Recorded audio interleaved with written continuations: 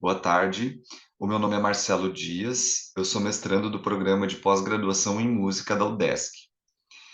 Bom, então esse artigo, escrito em parceria com a minha orientadora Sandra Mara da Cunha, intitulado como Crianças e TICs na aula de música, Estado do Conhecimento das Pesquisas Brasileiras, faz parte da minha pesquisa de mestrado, que se chama Participação de Crianças na Aula de Música, Construindo Saberes Mediados pelas TICs.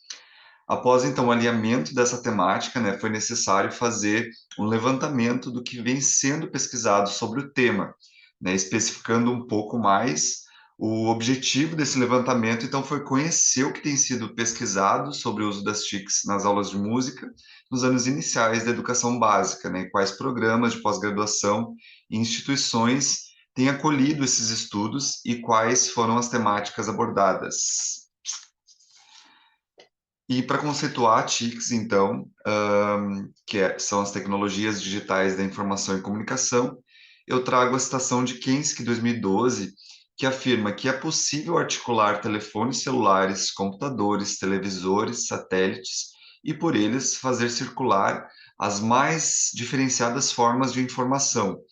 Também é possível a comunicação em tempo real, ou seja, a comunicação simultânea entre pessoas que estejam distantes em outras cidades, em outros países ou mesmo viajando no espaço. Então, considerando a dimensão do avanço tecnológico na sociedade, né, se faz necessário refletir sobre esses dispositivos, né, como eles podem interferir na vida dos estudantes e pensar sobre como a escola pode aproveitar essas possibilidades, né, em apoio à ação docente. Inclusive, a inspiração por essa temática surgiu no período de distanciamento social causado pela Covid-19, onde eu precisei pensar em estratégias que viabilizassem as práticas musicais em sala de aula, que passaram a ser de forma remota. Nesse novo cenário, então, possibilitou pensar, né, a aprendizagem musical das crianças na relação com as TICs, né, ao compreender que no uso dessas ferramentas, os professores puderam considerar também o conhecimento prévio que a maioria dos estudantes já tem, né, por estarem familiarizados com esses dispositivos. E para o conceito de participação, então, eu trago Cunha, que explica que participar significa ter uma voz que fala e que é ouvida, e mais do que isso, é considerada na tomada de decisão, nas tomadas de decisão.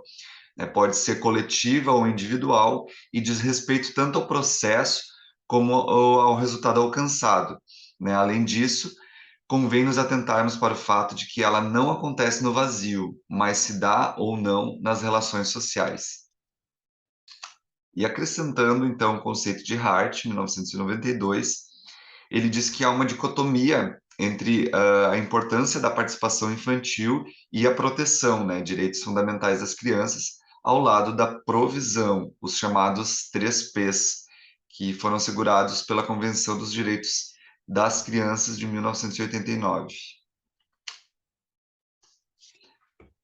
Então, a relação das crianças com as tecnologias digitais, né, no estudo da relação da infância com as mídias, Fantin afirma que o uso desses dispositivos abre espaço para que as crianças, pensadas nesse trabalho como atores sociais e sujeitos de direitos, acessem saberes, controlando conhecimentos, sem a necessidade da mediação de adultos, né? Desse modo, além de nivelar as relações de poder, né, entre gerações, as crianças têm mais acesso ao mundo como ele é, né? Assim, não podemos mais negar que o uso das TICs tem peso considerável nas transformações sociais, nas quais as crianças são atores importantes nesse processo. Como metodologia, adotamos a pesquisa bibliográfica do tipo do estado do conhecimento, que, segundo Ferreira, 2002, busca mapear e discutir as produções acadêmicas em diferentes campos do conhecimento, centrando a investigação em um tipo de produção acadêmica, né? Nesse caso, então, foram as teses e dissertações. Para Col Santos e Morosini, 2021, o pesquisador precisa se apropriar do conhecimento anterior para que sua pesquisa seja ferramenta de inovação a partir dos trabalhos científicos já realizados.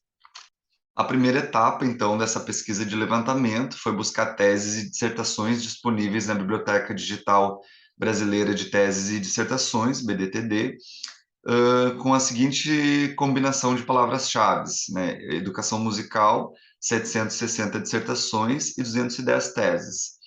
Educação musical mais sociologia da infância, tivemos 5 dissertações, 3 teses. As palavras-chave, educação musical, mais sociologia da infância e mais gamificação, não tivemos nenhum trabalho. As palavras-chave, educação musical, mais cultura digital, um trabalho. E educação musical e TICs, não tivemos nenhum trabalho. E a segunda etapa, então, foi fazer esse mesmo processo no catálogo de teses e dissertações do portal CAPES, base de dados, que na qual também não encontramos nenhum trabalho com essas palavras-chave.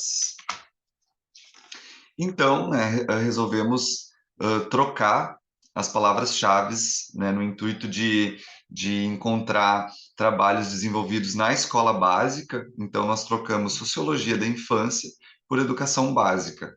Né? Então, essa nova investida de pesquisa nos retornou um total de 143 trabalhos. E desses resultados, lemos os títulos e resumos para identificar aqueles que mais se aproximavam da temática do estudo do mestrado e chegamos ao estabelecimento, então, do corpus dessa pesquisa. Né? Então, nós temos 2 trabalhos nos programas de pós-graduação em música, um no programa de pós-graduação Mídia e Tecnologia e 3 nos programas de pós-graduação em Educação. E se analisarmos o período, né?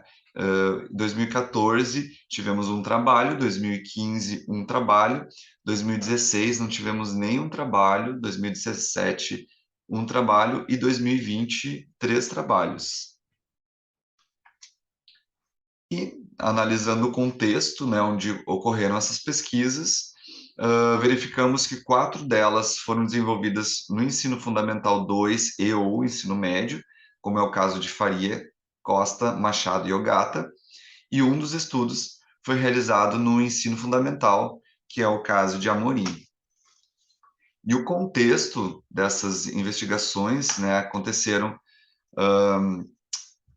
3 delas na rede pública, que é o caso de Faria, Amorim e Machado, e uma delas foi realizada em uma escola privada, que é o caso de Ogata, e uma pesquisa trouxe dados sobre os 2 contextos, né, de escola pública e privada, que é o caso de Costa.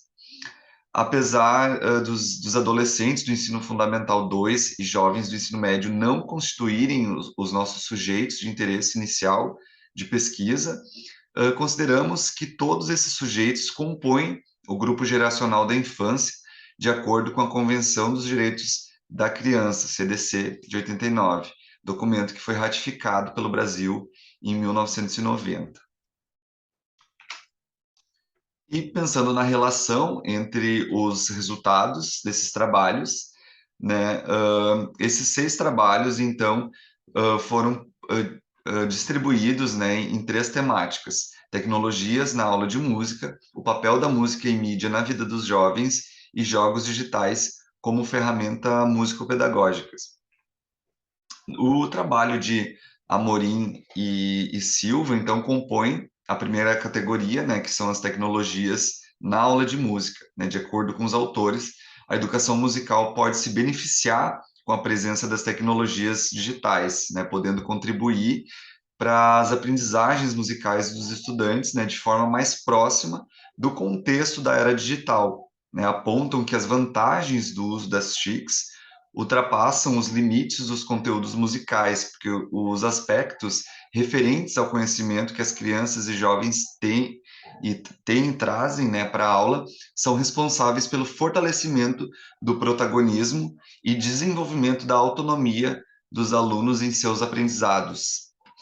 E dentro da categoria papel da música e mídia na vida dos jovens, né, se encontra os trabalhos de Machado e Costa, né, e esclarecemos que apesar desses trabalhos estarem direcionados para os jovens, né, consideramos que a temática trazida pode nos auxiliar a compreensão da relação das crianças com a música e com a mídia em seus cotidianos, né? De acordo com os autores, o papel da música e da mídia na vida dos jovens intensifica a perspectiva cultural, né? Direcionando sobre a presença dos celulares e redes sociais na vida dos jovens e quanto as suas habilidades tecnológicas servem de ferramentas para mudar culturas, né? Como a música é um fenômeno sociocultural, né? Compreender a forma como os jovens consomem música por meio das plataformas e mídias eletrônicas pode demonstrar que a relação deles com a música pode indicar também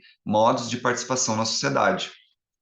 E, dentro da categoria jogos digitais como ferramenta músico-pedagógicas, situamos o trabalho de Ogata e Faria, né, nos quais o foco está no aperfeiçoamento do conhecimento sobre a linguagem musical, né, ao afirmar que, por meio das experiências com jogos musicais, né, na aula, né, se percebe a evolução dos estudantes em suas habilidades musicais. Além disso, os jogos proporcionaram diversão, né, o que facilitou o engajamento nas atividades, resultando no aprendizado.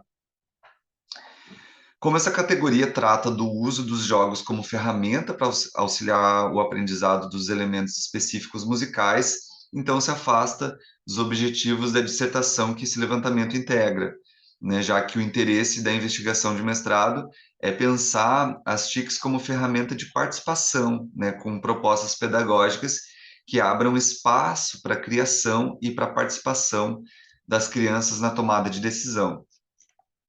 E como, então, consideração final, tendo em vista os achados desse levantamento, é perceptível que há uma lacuna nas pesquisas acadêmicas, né, sobre o objeto de estudo da pesquisa de mestrado, que é compreender a participação infantil em sua relação com o uso das TICs, né, reconhecendo a importância dessa temática como uma questão urgente a ser discutida no campo da educação musical, apesar das pesquisas selecionadas se aproximarem da temática que motivou essa pesquisa de levantamento, nenhuma delas trouxe a perspectiva da sociologia da infância como um fundamento que pode viabilizar a participação infantil mediadas pelas TICs na aula de música, né? E compreendemos a relevância desse debate para o campo da educação musical, de modo a ouvir e considerar não apenas o que os docentes têm a dizer sobre o uso das TICs na aula de música, mas também o que as crianças nos trazem sobre sua relação